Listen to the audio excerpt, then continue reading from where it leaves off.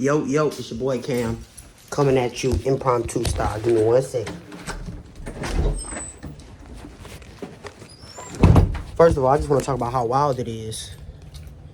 I'm in Louisiana right now, and it's supposed to snow. 20-something degrees out here, man. This ain't right. We're wearing coats. This ain't what we used to out here. But look though, let me open this up. Check me out. Ugh, my back hurt. All right, look. You read the title. You 30 seconds in. You read the title. Arman Sarukian should 100% should not go to the back of the line. That's bullshit. Brother, this is number one bullshit, brother. The back of the line, look, listen. I'm a huge Islam Makhachev fan. I'm a guy who wants to see him reach GOAT status. He's chasing GOAT status. He's the lightweight GOAT. Brother, he has at least a couple more prime years left. Let's get these tough matchups out the way. Back of the line, when you have somebody that's chasing GOAT status, what people love to do is nitpick their career. You look at Floyd, Money Mayweather. He ducked this, he ducked that, he ducked this, he ducked that, right? Didn't fight Manny Pacquiao until he was out of his prime, right? Even though he was 40 himself. But look, you look at John Jones. We're doing it right now as we speak with Tom Aspinall. The GOAT ducking? My GOAT don't duck. Shit like that. We're doing it right now with Tom Aspinall. We used to do it with the PEDs. You see what I'm saying? We cannot... Because if he has to go back to the back of the line, that means Islam's not fighting Arman ever. We're going to do Islam versus Charles Oliveira probably. Or we're going to watch Bilal versus Shavkat at 170 sometime during the summer, and Islam's just going to fight the winner and move up. Islam wants second belt. I need second belt, brother. I don't leave the sport until I get second belt, brother. This is something that we cannot afford. Because, let's just say Islam leaves the division.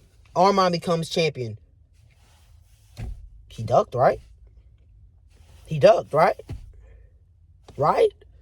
He ducked. That's going to be the narrative. He ducked. Arman would have beat Islam such and such and such and such. It's going to be another Khabib and Tony Ferguson thing.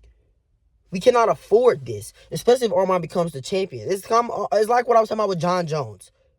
Aspinall is already the champion, if you ask me, but he's not undisputed, right? Let's just say John Jones retires, and then Aspinall goes on to become undisputed, which, if John Jones retires, Dana said he'll just make Tom undisputed, and then he just runs through the division, laps the division, and the only person he didn't beat was John Jones.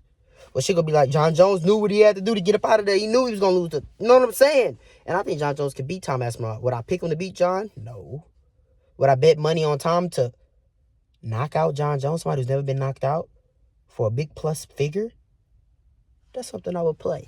But look, we cannot afford this back of the line bullshit, brother. And I get it. UFC's frustrated with him, but I mean, he's injured. I mean, this happened. He isn't the first person to get injured and have to pull out. He's never fought for a title before.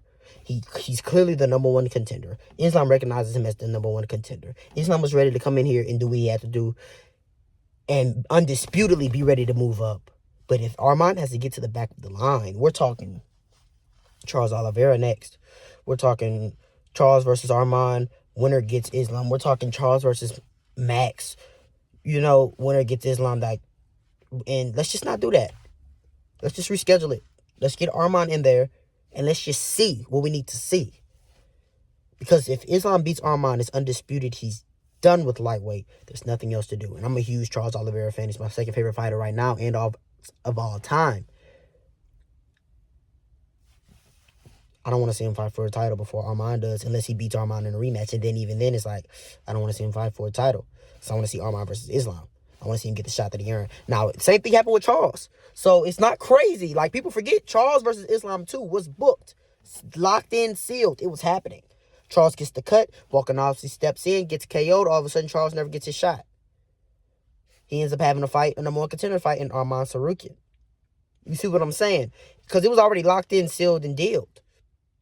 So the sport changes a lot. And I'm telling you right now, if Arman has to get to the back of the line or fight again, We'll never see Islam versus Arman Sarukian, and I think that's just a huge disservice to us fans and to the UFC and to Islam's legacy. Let me know what you guys think down below. Like, comment, subscribe. Share this to somebody they'll enjoy just like you did. We back in the studio tomorrow. Let's lock in, man. You ain't got to go home, but you got to get up out of here, man. Yay!